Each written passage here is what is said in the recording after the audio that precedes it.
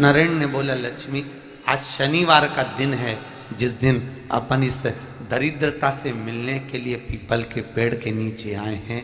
हिंदू धर्म में ये दिन पीपल के वृक्ष के लिए पूजनीय होगा। जो भी शनिवार के दिन पीपल के वृक्ष की पूजन करेगा, दूध चढ़ाएगा या मिष्ठान का भोग लगाएगा, लक्ष्मी और नारायण उसके घर में प्रवेश कर जाएगा। लक्ष्मी और नारायण उसके घर में प्रवेश करेगा। इसलिए नियम बनाया। कौन से दिन का? शनिवार। लक्ष्मी जी बोली, नारायण आपने तो एक दिन का वार लिख दिया। शंकर जी ने 7 वार बनाए हैं, रविवार, सोमवार, मंगल, बुध, गुरु, शुक्र और शनि। ये शिव जी ने बनाया। अब एक दिन आपने अपना बना लिया, बाकी के दिन अगर कोई इस पीपल के वृक्ष के नीचे आएगा और यहां तो दरिद्रता बैठी है, तो उसका क्या होगा? भगवान नारायण बोले, सुन दरिद्रता, तेरे से एक विनती है, अगर कोई भी मनुष्य इस पीपल के पेड़ के नीचे अगर 7 दिन में आता है और उसके हाथ में अगर कोई सामग्री होती है तो तू उसके घर में प्रवेश नहीं करेगी। नियम है पीपल के वृक्ष का, या तो पानी का लोटा लेकर जाओ, कुंकू का चोपड़ा लेकर जाओ, शक्कर लेकर जाओ, या पेड़ के नीचे चींटी को डालने के लिए आटा ले जाओ, पर खाली हाथ पीपल के वृक्ष के नीचे कभी मत जाओ, कभी नहीं। खाली हाथ जाओगे तो दरिद्रता तुम्हारे घर में प्रवेश करेगी। दरिद्रता उठकर खड़ी होकर बोली, नारायण तुमने अपनी मनमानी करी है, एक दिन मुझे भी मेरा चाहिए। भगवान ने कहा, बोल कौन सा दिन चाहिए? दरिद्रता कहती है, रविवार के दिन इस पीपल के वृक्ष के नीचे मैं दिन भर नृत्य करूं, इसमें रहूं, और जो यहां आए रविवार को मैं उसके घर में प्रवेश करूं। भगवान ने कहा, ठीक है। दरिद्रता, रविवार का दिन एक ऐसा दिन रहेगा जिस दिन तू इस पीपल के वृक्ष के नीचे नृत्य करेगी, और जो आएगा इस पीपल के वृक्ष के नीचे तो उसके साथ प्रवेश करेगी। मैंने तुझे वर दिया। इसलिए हमारे यहाँ केवल पीपल का वृक्ष अगर दीवार में भी लग जाता है ना, किसी की फैक्ट्री की दीवार में, किसी के घर की दीवार में पीपल का वृक्ष अगर लग जाता है, पीपल का पौधा लग जाता है, उसको कितना भी तोड़ लो वो वापिस लग जाएगा। फिर तोड़ोगे फिर लग जाएगा। अगर पीपल के पौधे को तोड़ना है तो केवल रविवार का दिन एक नींबू, एक मिर्ची और बमूल का कांटा, ये 3 चीजें रखने के बाद में आधे घंटे बाद रविवार के दिन पीपल के पेड़ को उखाड़ कर फेंक दो। दूसरी बार कभी पीपल दीवार में लगता ही नहीं, कभी नहीं लग सकता। केवल एक रविवार का, केवल एक संडे, इतवार का।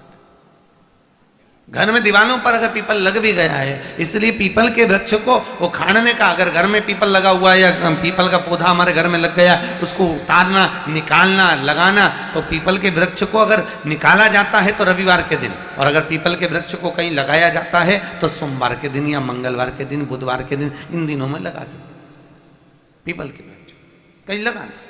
शनिवार का दिन एक ऐसा दिन होता है जिस दिन पीपल के वृक्ष को कहीं जाकर लगाया नहीं जाता, क्योंकि शनिवार के दिन पीपल के वृक्ष के नीचे लक्ष्मी रहती है। हम अपने हाथों से अगर पीपल का वृक्ष किसी दूसरी जगह पर शनिवार को रोपित करते हैं तो हमारे घर की लक्ष्मी अपने घर से छिन्न होकर चली जाती है।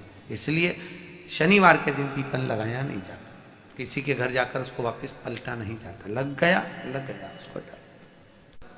प्रभु मेरी धर्म पत्नी को कहाँ रखूं आप बताओ? वो तो जहां यज्ञ होता है, अनुष्ठान होता है, दान होता है, पुण्य होता है, सत्कर्म होता है, वहां जाने को तैयार नहीं। अब करूं क्या? भगवान ने बोला, एक काम करो। दुर्वासा जी बोले, जिसके यहां रात्रि में बर्तन झूठे पड़े रहते हो, उसके घर में इस दरिद्रता को लेकर तुम प्रवेश कर जाना। जिसके यहां रात्रि में बर्तन झूठे पड़े हो वहां लेकर प्रवेश कर जाओ। दूसरी जगह दुर्वासा जी बोले, जो स्त्री घर में दोपहर के समय पर सो रही हो उसके घर में इसको लेकर प्रवेश कर जाइए। जो स्त्री दोपहर के समय में घर पर सो रही हो, इस दरिद्रता को लेकर प्रवेश कर जाइए। तीसरा, जिसके यहां पर दरवाजे पर कांटे वाले पौधे लगे हों, उस घर में इस दरिद्रता को लेकर प्रवेश कर जाइए। दरिद्रता, कितनी सुंदर बात कही है। दाता और विधाता, कौन कौन? दाता और विधाता। लक्ष्मी और दरिद्रता के सगे भाई हैं। कौन कौन? दाता और विधाता। दाता को फिटकरी प्रिय है, विधाता को नमक प्रिय है। ये दोनों हमेशा लक्ष्मी को और दरिद्रता को दोनों को समझाते थे, दोनों में प्रेम बढ़ाते थे। आज भी हिंदू धर्म की रीति है, यहां तो ठीक है, जिसके यहां पर भी अगर थोड़ी सी भी परेशानी होती है, थोड़ा सा क्लेश होता है, अशांति होती है, लक्ष्मी नहीं टिक रही हो, काम नहीं बन रहे हो, बहुत प्रयास करा जा रहा हो और हमारा कार्य नहीं होता, तो क्या करते हैं? फिटकरी और नमक को पानी में डाल देते हैं और घर में पोछा लगा देते हैं। आप लोगों ने आजकल फेसबुक पे भी पढ़ा होगा, व्हाट्सएप पे भी पढ़ा होगा। तो क्यों लिखा उसमें? उसका कारण ही केवल होता है कि दाता और विधाता की प्रियता उसमें। माता ख्याति के जो 4 बच्चे हुए, इसमें जो 2 लड़के हैं, दाता और विधाता, उसकी प्रियता उसकी पूर्णता उस। अब दुर्वासा जी बोले अपनी धर्म पत्नी को वहां लेकर, जहां कांटेदार पौधे लगे हों वहां पर लेकर प्रवेश कर जाइए। कांटेदार पौधों में उस दरिद्रता का निवास हो गया। कितना विचित्र कथा यहां वर्णन करी है। श्रीमद् भागवत के अंतर्गत जो वर्णन किया कि मृत्यु निश्चित है। और शनि महाराज का भी पांव टूट गया था। टूटा था कि नहीं टूटा था? जब अपनी माता संध्या को लात मारी थी, शनि महाराज ने लात मारी तो पांव टूट गया। शनि महाराज की आंख में आंसू। देवर्षि नारद के पास है, नारद जी मेरा पांव टूट गया, मैंने अपनी मां को लात मारी। नारद जी बोले तू तो द्रोषी है, तूने अपनी माता को लात क्यों मारी? कुछ करिए। कोई देवता नहीं अपनाया। तब भगवान नारद जी ने कहा शंकर जी के शिवलिंग की स्थापना कर, उसकी पूजन कर। जहां काशी विश्वनाथ के मंदिर आप लोग जाते हो, जिस विश्वनाथ का दर्शन करते हो, ये काशी का विश्वनाथ का प्राण प्रतिष्ठा शनि महाराज ने करी थी। शनि महाराज के हाथ का शिवलिंग है और शिवलिंग की स्थापना कर कर शनि महाराज ने भगवान शंकर से मांगा। शिव जी प्रकट हुए, मांगो शनि तुमको क्या चाहिए? शनि महाराज ने कहा मेरा पांव टूट गया, आप कृपा करिए। भगवान शंकर ने कहा शनि तूने मेरा भजन करा है, जा तेरा पांव तो जुड़ेगा पर पांव में थोड़ी लचकता तेरी बनी रही। दुनिया के लोगों को शनि लगता है और शनि को शंकर लगता है। दुनिया के लोगों को शनि लगता है, शनि को शंकर।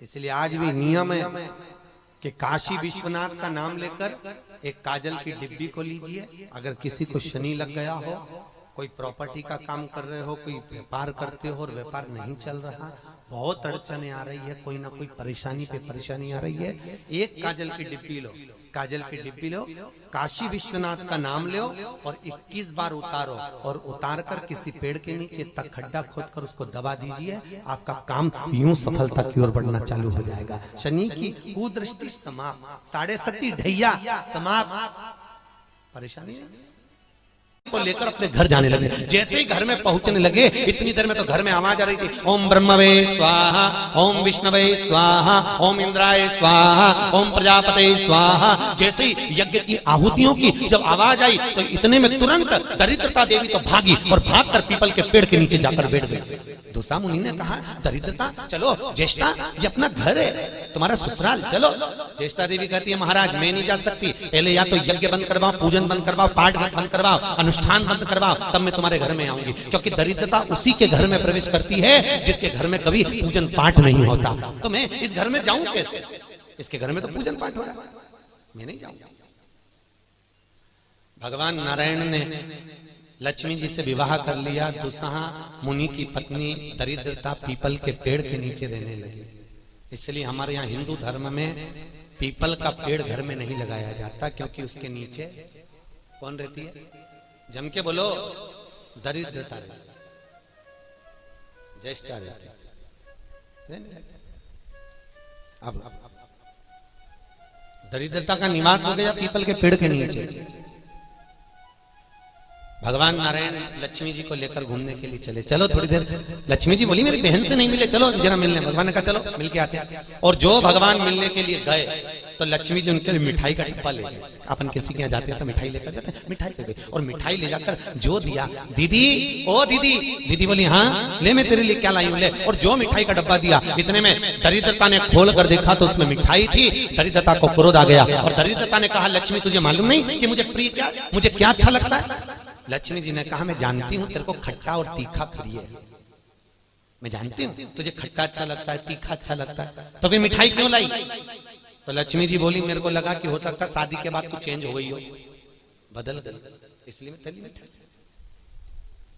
मिठाई का डब्बा उठाकर फेंक दिया दरिद्रता, और दरिद्रता ने फेंका। भगवान नारायण देख रहे थे। लक्ष्मी जी ने कहा चलें, भगवान विष्णु के चलो चलिए। ये दरिद्रता को खट्टा और तीखा प्रिय है और लक्ष्मी को जम के तो बोलो मीठा। इसलिए हमारे हिंदू धर्म की रीति है, आज भी दुकान के बाहर, घर के बाहर नींबू मिर्ची टांगी जाती है। मिठाई रसगुल्ले नहीं, क्या टांगते हैं? नींबू मिर्ची। और मिठाई कहां रखी जाती है? घर के अंदर। तीखा और खट्टा बाहर और मिठाई अंदर। उसका केवल, कई लोग कहते हैं नींबू मिर्ची इसलिए टांगते हैं नजर नहीं लगे। नजर नहीं, लक्ष्मी और दरिद्रता ये दोनों बहन का नियम है। प्रतिदिन सुबह से लेकर शाम तक ये प्रतिदिन घूमने के लिए निकलती हैं। प्रतिदिन ये इनका काम ही है घूमना, दोनों बहनों का, दरिद्रता और लक्ष्मी का। जब इनको भूख लगती है तो दोनों घर में प्रवेश करना चाहती हैं, और जैसे ही घर में प्रवेश करना चाहती हैं तो जैसी दोनों चलती हैं तो इतने में दरिद्रता देख लेती है कि मेरा भोजन तो बाहर ही टंगा है, तो दरिद्रता खाकर बाहर की बाहर चली जाती है और लक्ष्मी मिठाई के चक्कर में अंदर प्रवेश कर जाती है।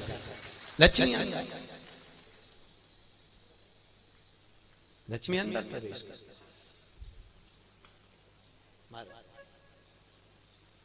इसलिए आज भी नींबू और मिर्ची, हमारे यहाँ शास्त्र रीति है महाराज, 4 चीजें बेटी की विदाई में नहीं देते। कितनी चीजें? 4। पहली झाड़ू, क्या? झाड़ू। दूसरे नंबर पर चलनी, आटा छानने की चलनी। दूसरे नंबर पर चलनी, तीसरे नंबर पर सुई, और चौथे नंबर पर अचार की बरनी। बेटी की विदाई में नहीं दी जाती। अगर ये 4 चीजें बेटी की विदाई में, माँ बाप ऐसे होते हैं कि कुछ सोचते ही नहीं, मेरी बेटी जा रही है, रख दे अचार रख दे, तो माँ उन भी इतने प्रेम से अचार की बरनी भर भर के रख देती है। उनको समझाओ, जिसके घर में ये 4 चीजें मायके की चली जाती है, सुई, झाड़ू, चलनी और अचार, उसका घर फूटने में देरी नहीं लगती महाराज, याद रखिए। उसके घर में फूट डले, पति पत्नी में फूट डलेगी, सास बहू में फूट डलेगी, भाई भाई में फूट डलेगी। तो लोग कहते हैं अच्छा खासा परिवार था, जब से बहू आई तब से घर में ऐसा उपद्रव मच रहा। उपद्रव क्यों मच रहा है? उसका कारण है क्योंकि तुम उसके घर का अचार खा गए, वो बनवा के लिए तुमने खा लिया। और अभी भी कह रहे हो हमारी बहू की माँ बहुत अच्छा अचार बनाती है, तुम मंगवा लो, जा और मंगवा लो, खा। महाराज पहले बेटी की विदाई में भेजते थे बड़ी पापड़, और पहली विदाई में बेटी के भेजते थे बेटी के साथ में मैदे की पुड़ी, एक डलिया में कपड़े में बांधकर। उसमें ना तो नमक डलता था ना उसमें शक्कर डलती थी। क्यों? क्योंकि वो बेटी के विदाई में मैदे की पुड़ी इसलिए दी जाती थी कि हमने ये पुड़ी एकदम फीकी भेजी है, अब चाहे तुम इसमें नमक डालो चाहे इसमें शक्कर डालो, हमने तो हमारी बेटी को तुम्हें दे दिया, एकदम सीधी मैदे की पुड़ी की तरह भेजी है। अब तुम इसमें चाहे कपट भरो चाहे प्रेम भरो, तुम्हारी मर्जी है, हमने तो दे दी। कन्यादान करे और हम फिरी, हमें कहीं हमने तो देना था, दे दे। इसलिए बेटी के साथ में मैदे की पूड़ी भेजी जाती। मैदे की क्या बोलते हैं उसको? खाजा बोलते हैं, बड़े बड़े ले। खट्टा तीखा नहीं देते। अब तो पहले तो ब्राह्मण की थाली में भी खट्टा नहीं परोसा जाता था, और तीखा भी, मिर्ची भी इतनी नहीं डालते थे कि ब्राह्मण की थाली में तीखा। आज के जमाने में तो पंडित लोग ही कह देते लाओ जरा अचार हो तो लिया बनी का।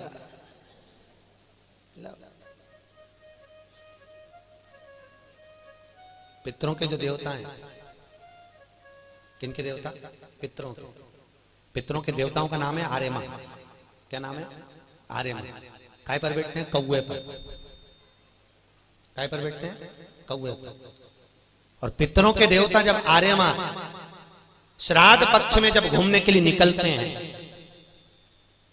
तो उनके भोजन में केवल एक मीठा ही दिया जाता है। आज के जमाने में सब्जी बनने लगी साफ श्राद्धों में, नहीं तो केवल खीर और पूरी बनती थी, गुलाब जामुन रसगुल्ला बनता था, ये बनाकर खूब खिलाते थे, मंगोड़ा बनता था। पर अब सब्जियां बनने लगी, अब तो लोग श्राद्ध में भी अचार परोस देते हैं। पर कितनी वर्ज्यता है महाराज, कितनी वर्ज्यता। श्राद्ध पक्ष में अगर राई से तुमने सब्जी को छोक दिया, काय से छोका है? राई से। सब्जी को अगर छोक दिया और वो सब्जी और पूरी तुमने छत पर ले जाकर पटक दी, तुम कितना भी कौवा को बुलाना, कौवे का बाप नहीं उसको भोग लगाएगा, लगा ही नहीं सकता। कितनी भी तुम सब्जी अगर राई से छुकी है, और अगर राई बिना सब्जी है तो तुम पटक कर जाओगे, कौवा आएगा और लेकर चलेगा, बुलाने की भी जरूरत नहीं है कि तू आ और खा। तुमने पटका और खा कर जाएगा। मारे तुमने डाला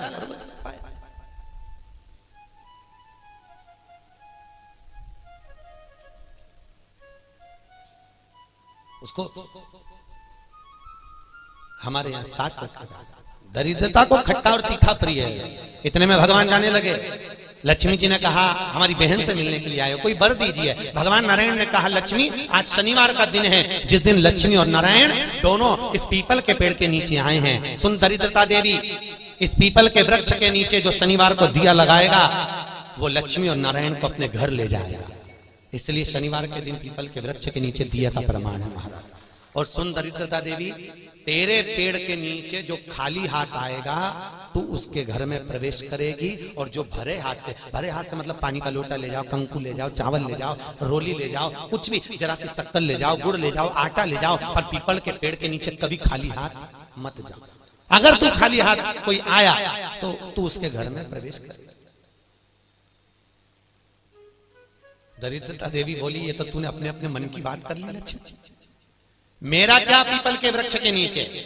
इतने में तुरंत भगवान बोले तू बोल तुझे क्या चाहिए। दरिद्रता देवी बोलती है 7 दिनों में एक दिन मेरा होना चाहिए पीपल के पेड़ के नीचे। भगवान ने कहा मांग ले, केवल एक रविवार का दिन इस पीपल के वृक्ष के नीचे मैं अपने पति को रिझाने के लिए नृत्य करूंगी, और अगर कोई रविवार के दिन पीपल के पेड़ के नीचे आएगा तो मैं उसके घर में हमेशा के लिए जाकर विराजमान हो जाऊंगी। भगवान ने कह दिया तथास्तु। इसलिए केवल एक संडे का दिन ऐसा होता है जिस दिन पीपल के पेड़ के नीचे दिया नहीं लगाया जाता, बैठा नहीं जाता, प्रणाम नहीं किया जाता, परिक्रमा नहीं लगाई जाती। केवल जिनकी दीवालों पर कहीं पीपल लग जाता है ना, किसी किसी के घर में लग जाता है दीवालों के ऊपर, तुम कितना भी पीपल उखाड़ना वो वापस लग जाएगा, फिर उखाड़ो फिर लग जाएगा।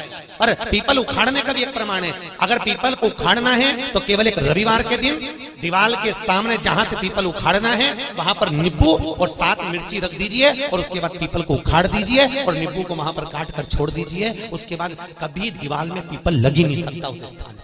अगर एक बार आपने उखाड़ा और उसके बाद नींबू मिर्ची मार दिया, क्योंकि वो खाकर अपना भाग ग्रहण कर कर दरिद्रता चली जाती है, उसके बाद पीपल वहां नहीं लग सकता। लगे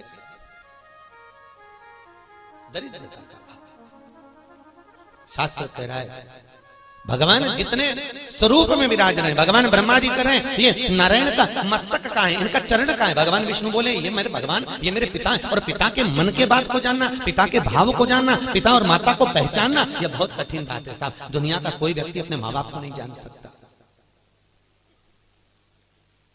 जब तक जिंदा है तब तक लगता है ये मेरे हैं, उसके हैं, ऐसा करा वैसा करा, माँ ने ऐसा करा, बाप ने ऐसा करा, परिवार ने ऐसा करा, कुटुंब। अरे भाई चले गए उसके बाद में फिर रोते हैं, भोग लगाते हैं।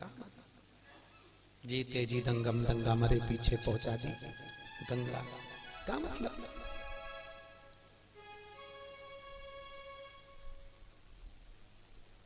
बड़ा बच्चा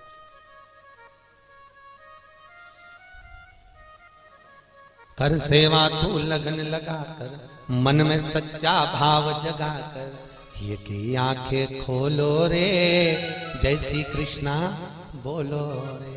तुम मन लगाकर, चित्त लगाकर, अपने मन की वृत्ति को परमात्मा तक ले जाकर भाव से तुम परमात्मा को रिझाओ तो सही।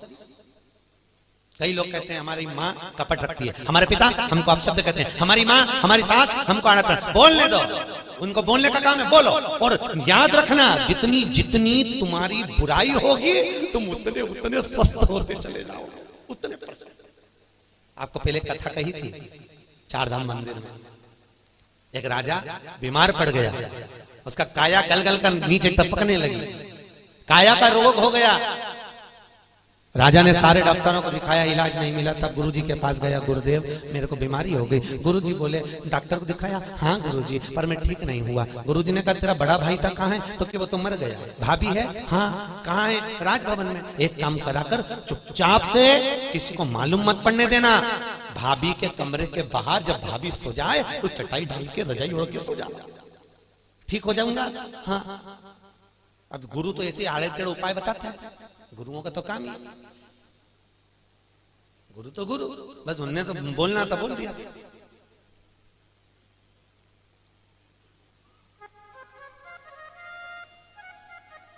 तो गुरु तो गुरु। महाराज भावसर जी, यहाँ सागर के पास में एक गांव है, वहां पर एक महाराज जी रहते हैं, और किसी को सांप डस लेता है ना, तो भले वो हॉस्पिटल में पड़ा हुआ, सांप डस ले और वो फोन पर उनसे बात करा दो महाराज से, वो महाराज वहां से कुछ नहीं कहते, केवल गाली बकते, लपक के उसके कान में, और 15 से 20 मिनट में सांप का जहर उतर जाता। अब गुरु तो गुरु, गुरु की मर्जी, उनका मन। ये यहीं की बात है, तुम्हारे उज्जैन के पास में कौन सा गाँव है बाबा, आगर के आगे एक गांव है कोई सा, वहां बिच्छू का जहर उतारा जाता है। किसी को बिच्छू काटा हो तो उसको ले जाए और ले गए, या कुत्ता काटा हो तो ले जाओ और ले गए, जैसी तो वैसी। तुमने बस जाके किया, महाराज इसको कुत्ता काट गया, वो उठ के आएगा, बोलेगा चलेगा कुछ नहीं, और ऐसा देगा धर के गाल पे और कहता जा अड़भंग। गुरु गुरु अड़भंग, ये गुरु का दर्शन कर रहे आप, एक अड़भंग होंगे, हम भले ना मिले हैं पर उनका स्वरूप कह रहा है कि अड़भंग होंगे। जा कर ले, मैं बैठा जा, गुरु है अड़भंग,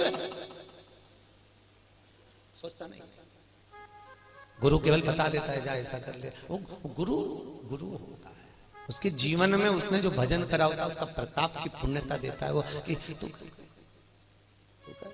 गुरु जी ने कहा भाभी है, हाँ, उसके कमरे के बाहर जाकर चादर डाल के सो जा। गुरु जी उससे ठीक हो जाऊंगा, बिल्कुल हो जाएगा, जा तू सोया। एक नौकरानी ने देख लिया, राजा तो भाभी के कमरे में जाके सोता, बताओ भाई भाई मर गया तो इतना खोला राजा। उसने दूसरी नौकरानी से कहा, दूसरी तीसरी से कहा, तीसरी चौथी से कहा, पूरे नगर में बात हो गई कि राजा इतना कपटी इतना खोला कि भाभी के कमरे में जाके सोता, भाई मर गया। पूरे नगर में बात हो गई, लोग थू करने लगे और राजा का शरीर एकदम बढ़िया चकाचक हो गया, एकदम बढ़िया। राजा नरियल लेके गुरु जी के पास गया, गुरुदेव मैं ठीक हो गया। पर गुरुजी में ठीक हुआ कैसे ये तो बता दो। गुरुजी ने कहा अरे राजा तेरे पाप इतने बढ़ गए थे कि तेरे शरीर से टपक टपक के गिर रहे थे। उन पाप को समाप्त करने के लिए मैंने चारों तरफ तेरी इतनी बुराई करवाई कि तेरा पाप कट गया, और पाप कट गया तो तू ठीक हो गया। तो याद रखना, तुम देखना एक बहू और एक सास, बहू की उम्र 25 साल की रहे, 30 साल की रहे तो कहीं उसका घुटना दुखे, कहीं कमर दुखे, कहीं पीठ दुखे, कहीं सिर दुखे, 24 घंटा बहू का कुछ ना कुछ दुखता ही रहे। और एक बूढ़ी सास 70 साल 60 साल की तो भी मंदिर दौड़ दौड़ के चली जाए, चकाचक घूमती फिरे, ना हाथ दुखे ना पांव दुखे। तो कई बहुओं को लगे हमारी सास तो देखो गजब की सास, 70 साल अभी भी महाकाल की आरती करे, अभी भी मंगला करे, अभी भी दौड़ी जाए और अभी भी ऐसा कर ले, अभी भी वैसा कर ले। तो कारण क्या है उसका? केवल इतना सा कारण है कि बहू सास की इतनी बुराई करती तो सास चकाचक होती चली जाती एकदम बढ़िया। तो निवेदन है आपसे, सास को जल्दी निपटाना है तो बुराई करना बंद कर दो, निपट जाएगा।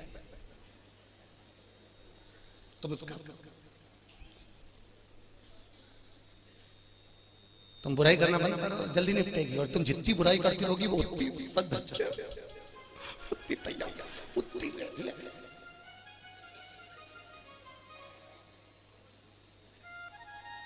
अभी हमारे भाव साहब परिवार में देख लो, इनकी बड़ी भाभी और एक उनकी बहू, दोनों, अब दोनों सजी पर डोकरी डोकरी है।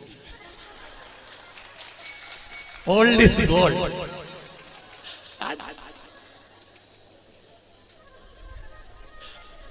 राधे ओल्ड भगवत हम समझ गए, हम सवेरे गए थे तो हमने जान लिया कि ये दवाई का असर, ये सत्संग का असर।